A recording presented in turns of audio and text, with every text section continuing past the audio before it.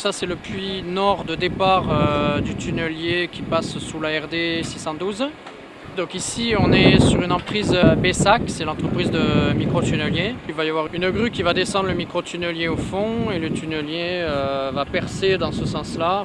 Et le principe sera de pousser la machine avec des vérins qui sont là, qui sont rétractés en jaune. Et puis après, au fur et à mesure, descendre des tuyaux et pousser les tuyaux et la machine, et donc pousser tout le tunnel. Et donc aujourd'hui, comme il est de tradition avant tout démarrage de chantier, on baptise le tunnelier, c'est comme les bateaux. Il y a toujours une marraine qui a été choisie.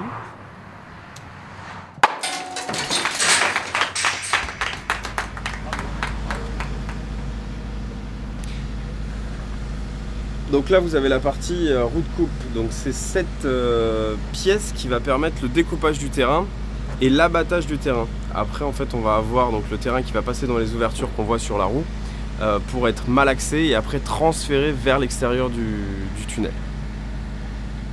Ce site RFF, donc on passe sous une voie ferrée, fait 113 mètres de longueur avec un tiers du linéaire creusé sous le cône d'influence du remblai SNCF. RFF impose un cahier des charges strict sur le respect de son remblai, ce qui est normal. Au fur et à mesure qu'on avance, il faut excaver le terrain. Donc il y a une roue de coupe qui vient finalement creuser dans ce terrain.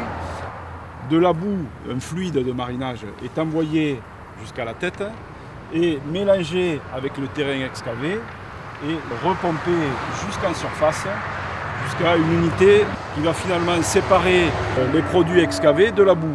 Et à ce moment-là, on renvoie la boue, c'est un circuit fermé, on renvoie la boue qui, elle, n'est plus chargée des blés devant et ainsi de suite. Vous êtes à quelle distance déjà? Là, on est à 10 mètres.